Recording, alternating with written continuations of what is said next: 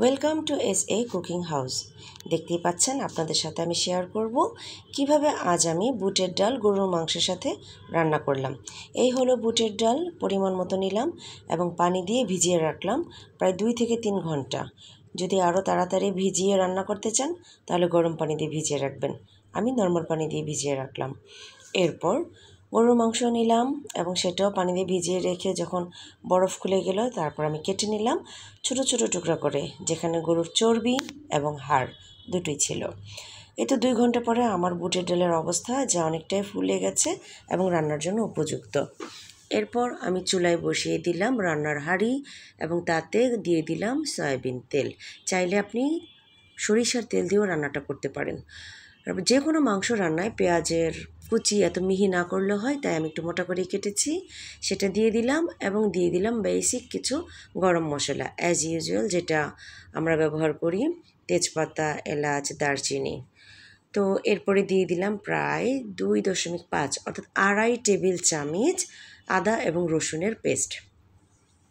এরপর সামান্য পানি দিয়ে দিলাম এবং নেড়ে আবারও চুলায় দিয়ে রাখলাম একটু বলক আসার জন্য।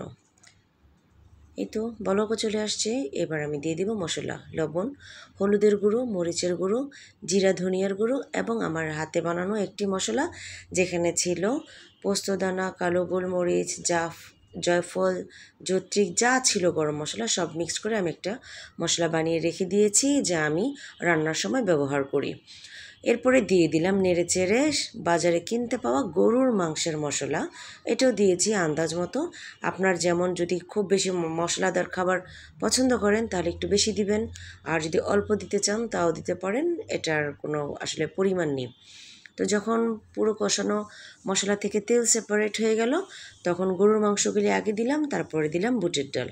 এরপর আবারও ভালো করে নেড়ে মশলার সাথে মাংস এবং বুটের ডাল মিক্সড করে নিলাম। ভালো করে নাড়বো যেন প্রতিটা ডাল এবং মাংসের মধ্যে মশলার গায়ে গায়ে লেগে যায়। এরপর সামান্য পানি দিয়ে আমি এটা কষাতে দিয়ে দিব। অনেকেই মাংস রান্নার সময় পানিটা না দিয়ে যদি বসিয়ে দেন তাহলে মাংসের পানিটা উঠতে সময় লাগবে এবং হাঁড়িতে লেগে যেতে পারে একটু একটু করে। তো একটু পানি দিয়ে যদি ঢেকে রান্না করা যায় তাহলে পানিটা উঠে যায়। দেখতেই পাচ্ছেন মাংসর গা থেকে বেশ ভালো পানি উঠেছে। তো আমি মিডিয়াম লো ফ্লেমে এটা কষিয়ে নেব যতক্ষণ পানিটা শুকিয়ে না যায়। এর মাঝখানে 2 থেকে 3 বার আমি নেড়ে দিব যেন একটু ডাল এবং মাংস উলটপালট হয় এবং ভালো করে সবগুলো অংশই কষানো হয়। এরপর দেখতে পাচ্ছেন তেল প্রায় উঠে গেছে, অর্থাৎ প্রথম ধাপের কষানো আমার ডান। আবারও নেড়ে দিচ্ছি এবং এই নাড়ার পরে আমি আবারও একটুখানি নাড়বো এবং নেড়ে চেড়ে আরেকটু তেল ওঠা পর্যন্ত অপেক্ষা করব। এই তো অনেকটুকুই তেল উঠে গেছে। এবার আমি দ্বিতীয় ধাপের কষানোর জন্য অল্প পানি দিব। মাংস রান্নায় প্রথমে মাংসের পানি দিয়ে কষানো এবং পরবর্তীতে আবার একটু পানি দিয়ে কষিয়ে নিলে সেই মাংসটা রান্না হতে সময়ও কম লাগে এবং মাংস দ্রুত সেদ্ধ হয়ে যায় এবং মাংসের টেস্টও অনেক বেশি বেড়ে যায়। তো আমার দ্বিতীয় ধাপের পানিও প্রায় শুকিয়ে এসেছে, তেল দেখা যাচ্ছে। আবারও নেড়ে চেড়ে দেব।